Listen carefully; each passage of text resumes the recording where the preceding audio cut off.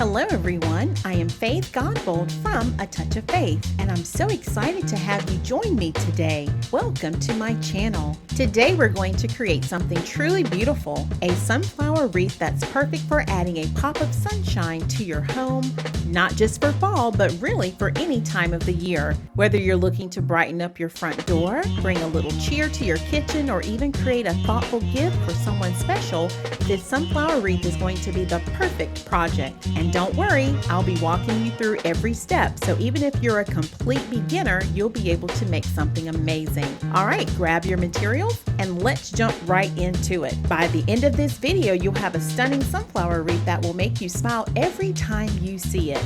Ready? Okay, let's get started. Okay, let's create a beautiful sunflower flower wreath. The first thing we need to do is we're going to wire our board. I have taken advantage of the diagram that I created for myself to know where I want to add each zip tie, and you can see that I went ahead and just used a Sharpie to mark those. So what we're going to do, this is a small flower board. It has 4 rows, and we are going to start with our flower petals on row 2. And we're going to use each shared hole, making a grand total of 8 petals. So we need 8 zip ties for row 2. We're going to do the same thing for row 3, the 8 shared sets of holes. And then on row 4, we're going to do both the shared and the paired holes. The paired holes have the larger gap in between. So you'll notice the shared holes are closest together. Paired holes are farther apart. So there are 4 shared holes, 4 paired holes, making a grand total of 8. 8, 8, and 8 is 24. So you're going to need 24 of your zip ties. So I like to turn my board over on the back. And my Sharpie won't show, by the way. And then I'm going to start on row 2. And I like to push my zip tie from the back through to the front, making sure that zip tie head is going in the right way with that flat, even part going straight in, and the hump kind of is the part that's facing outward. So let's go around row 2, and we're going to quickly wire this up just like so. And let me know in the comments, have you all created a flower wreath before using this board? This is a Unique in the Creek board. I love using these to make my flowers. And this is going to be a beautiful flower for fall. You can also just decorate with it for everyday use. All right, so I have all of those done. So what I like to do after each row, if you want, you can turn it over and partially zip, but I like to wait and do them all at the end. So now let's go to row 3, do the same thing. We're going into those paired holes, which are close together. And I do it from the back because it's faster and it saves a lot of time. Just like so.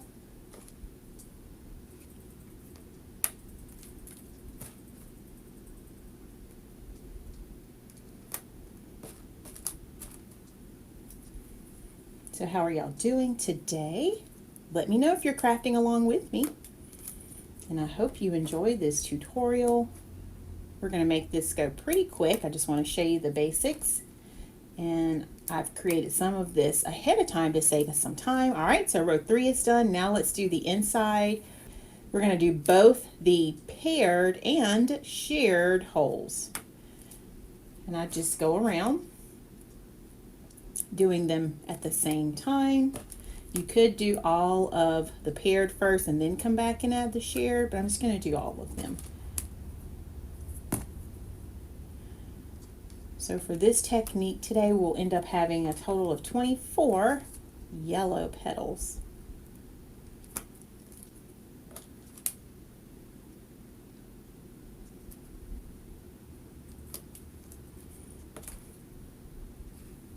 Just like so. And just like so. All right, now that we have the board wired, let's flip it over and we're going to go ahead and partially zip each of the zip ties. By partially, I mean you're going to start to zip, but you're not going to tighten. You just want to have like a little loop. So we're going to go all the way around and do this.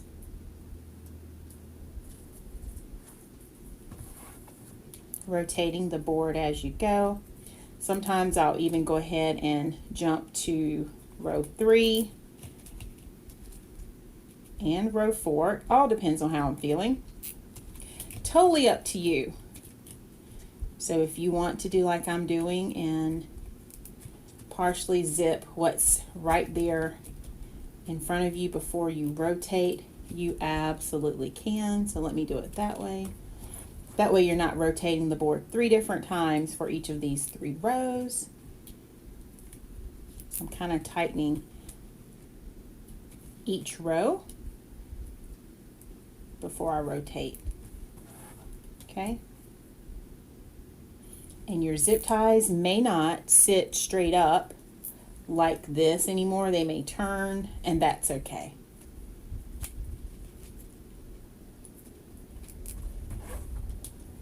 As you're watching, if you have any questions, feel free to drop those in the comments, and I will be sure to come back and answer any questions that you may have. And I love making these. I started making these flowers, gosh, y'all, it's been, is it 5 years ago now? If I'm not mistaken, 4 or 5 years ago.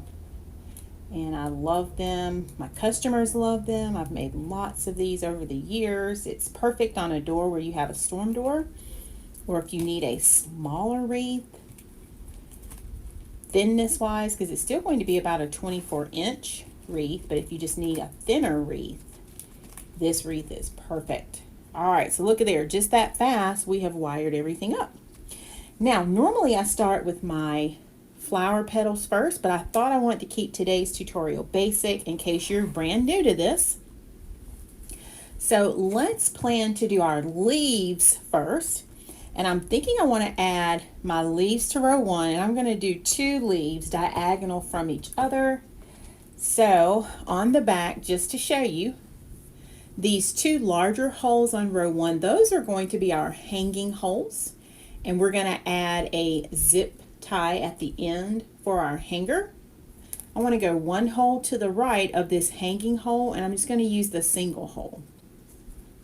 And then I'm going to bring another one opposite. Okay, and you'll see how I'm going to do this in just a second. And I'm going to place this one right here. Okay, so when I flip this over, my leaves are going to be kind of like in a diagonal. And actually, let me go down one more. So I'm going to do it here. So here and here. Okay, so let's start with our leaves. Let me grab a piece of lime green. So this has been cut to 10-inch pieces, and I flattened mine so that it would be easy to work with. You don't have to flatten it, but if you do, you can put a heavy book on top. I was actually preparing kits for a presentation that I just did here in my hometown, and so I literally took all of their boards and flattened it. But if you have a heavy book or something, you can use it to flatten. So you need 1 piece of your lime green. And right now I have it on the right side, and I know it's the right side because I do this often. If you can't tell the right side from the wrong side, don't worry about it, okay? So I'm going to put it on the wrong side. All right, and then I like to turn it in the shape of a diamond. So it's looking more like a diamond now. So I have it in the shape of a diamond. And then what I'm going to do is bring this bottom tip up to the middle where this tip creates like an invisible line. Okay, just like that. And I'm going to flatten it. And then I'm going to bring the top tip down to meet, slightly overlapping that bottom tip. And then all we're going to do is take our finger, our index, and our thumb, and I'm going to pinch, gather, or scrunch, whichever word you want to call it. Scrunching this straight up the middle, just like so. And if you look hard, this is the start of my leaf. I'm going to turn it over just like so. And look, y'all, this is my beautiful leaf. I'm going to start shaping it just a little. And then let's pull our board back towards us. And I'm thinking I'm just going to drop it right here on top of this zip tie and give it a nice tighten. And I'm using just one hole for this because I want mine to angle outward some, just like so. And look at there. And then I have wire cutters, but you can certainly use scissors if you don't have wire cutters. I'm just going to trim that end of the zip tie off. And look at there. And that's how easy it is to add our leaf. Now, like I said, normally I do my leaves at the end, but I thought just to make it easy in case you're a beginner, and especially if you were a member today during my presentation, I wanted to make this even easier for you, okay? All right, we're going to add one directly across. So let's do another one. All right, so let's move that out of the way. Let's make one more leaf. Okay, so again, this is the front. So I'm going to flip it over. But again, it really doesn't matter if you can't tell the front from the back. If you're using the kit that I provided you, they were in the bag with the front facing upward, the right side facing upward. We're going to take the bottom tip and go up toward this middle area where this tip meets. Bring the top tip down, overlapping slightly, and then where you have that middle, we're going to take our thumb and our index finger and just gather, pinch and gather. And it's going to sort of look like a little bow tie, just like that. We're going to flip it over on the right side. And then now let's bring our board back towards us. Zip tie is already ready. I'm in the paired holes to the right of this hanging hole here. And I'm going to just drop it in right here. And you can put your leaves wherever you want to. There's no right or wrong. So you might decide you want a leaf at the top center and the bottom center, and that's okay. Or if you want a leaf on the left and the right, that's okay too. So after you see how I'm doing mine, that's going to give you some ideas for maybe how you want to do yours. So I tightened it all the way, and I'm going to again cut it off. So now this is what we have. So let me turn it so you can see what it's going to look like. So this will be the top right here. Our leaves angled like so. This is going to be our hanger here. And now we're ready to add in our yellow. So how are we going to make the sunflowers? So let's talk about the yellow petals. You're going to need 24 pieces of this. So let's start with one. And I chose this design today because I literally wanted everything to be simple for you. So this is the front. I flattened these just like I flattened the lime green. And what we're going to do to make it easy is we're going to do the same thing. We're going to put it over on the back. You can kind of tell this is the back because it's curving upward. I'm going to turn it to the side like a diamond. I like to put my finished edge on the upper right and the lower left. I didn't say that for the leaves, but I absolutely do that. Now, do you have to do this? You don't, but for consistency, I like my ends of my petals to look the same, and you'll see what I mean in just a minute. So I'm always going to put this finished edge. It's the thicker edge. This is the cut or wood burned edge that I did wood burn, by the way. So I like to keep that on the right, upper right and lower left. So we're going to do the same thing. I'm going to bring the bottom tip up, top tip overlapping, scrunch from the bottom up, and then what we're going to do, same thing as we did with the leaves, we're going to turn it over, but this time I'm going to rotate and overlap the two pieces, and where I am pinching it, that's where I'm going to add it in on my board. So here's my board again, and I'm going to start on row number 2. You can see your numbers here on the board. So everywhere I have a zip tie, that's where I'm going to add it. And then all you're going to do is pull your zip tie tight to tighten it up. And that's how we're going to add our leaves and that's how we're going to add our petals all the way around. So what do you think about that? And this is what I was saying, if you are consistent with how you place your petals in, the finished edge will line up the same way each time. Okay? So I'm going to cut these all at the end. So let's do another one. Put it on the table first of all.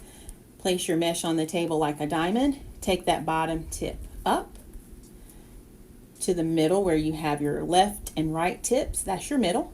Bring your top tip down slightly to overlap. And then we're going to use our left hand to hold everything. My right hand is my dominant hand. So I'm holding it with my left, scrunching with my right. And then I like to, after I gather it, turn it over just like we did for our leaves. And then we're going to take the top and overlap it slightly on top of the bottom, just like that. And y'all, that's how easy it is to put this petal together.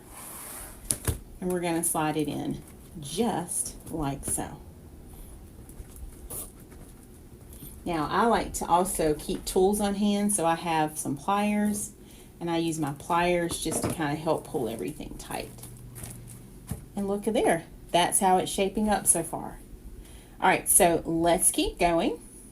That's how I added 2. So let me grab some more petals. Let me get some more made, and I'll come back and show you the rest of the steps, okay?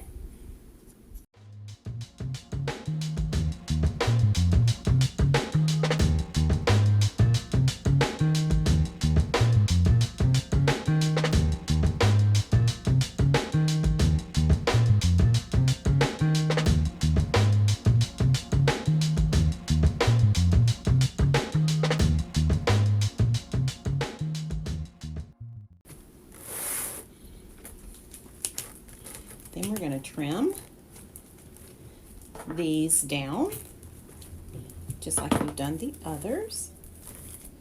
Just like that. Nice and full, isn't it? Oh my goodness, look at there.